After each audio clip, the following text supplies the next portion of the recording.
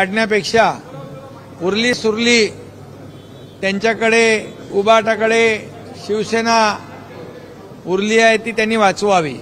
आणि दिल्ली खूप दूर आहे, दिल्ली बहुत दूर आहे, गल्लीमधून दिल्लीपर्यंत पोचायला खूप वेळ लागतो। त्यामुळे ज्या पद्धतीने त्यांनी आज देवेंद्रजींवर आगपाखड केलेली आहे याच्यातून ते किती गोंधळलेले आहेत आणि किती म्हणजे काय म्हणतो त्याला किती म्हणजे मनामधून जे सरकार काम करतंय, आज राज्य सरकार जे विकास करतंय, विकास प्रकल्प पुढे नेतंय, कल्याणकारी योजना करते, त्यामुळे हे सर्व विरोधक गोंधळलेले आहेत। विरोधकांच्या पायाखालची वाळू सरकलेली आहे।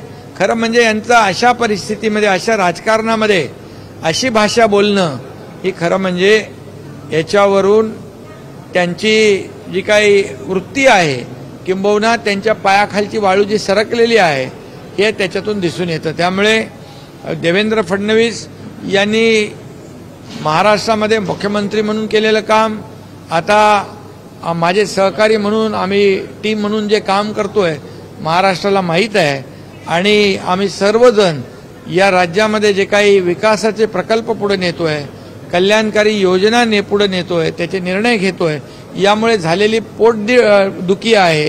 आणि त्यातूनच अशा प्रकारचं खालच्या पातळीवरचं वक्तव्य त्यांनी केलेलं आहे। पहिलं तर त्यांनी स्वतःचा पक्ष वाचवावा, नंतर दिल्ली गाठावी। हे खरं म्हणजे एक प्रकारची वैचारिक दिवाळखोरी आहे। अशा प्रकारचं महाराष्ट्राने कधी पाहिलेलं नाही। अशा प्रकारची खालच्या पातळीवरची टीका, तू मै हे महाराष्ट्राची परंपरा नाही आहे, महाराष्ट्राची एक संस्कृती आहे, हे पुरोगामी महाराष्ट्र आहे।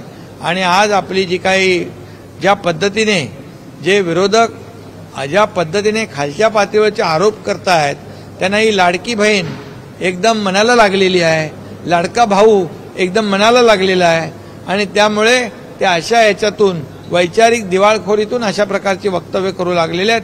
पण आम्ही आरोपाने उत्तर देणार नाही, आम्ही आरोपाला कामातून उत्तर देऊ। आणि म्हणून आम्ही काम करत राहू, कल्याणकारी योजना राबवू।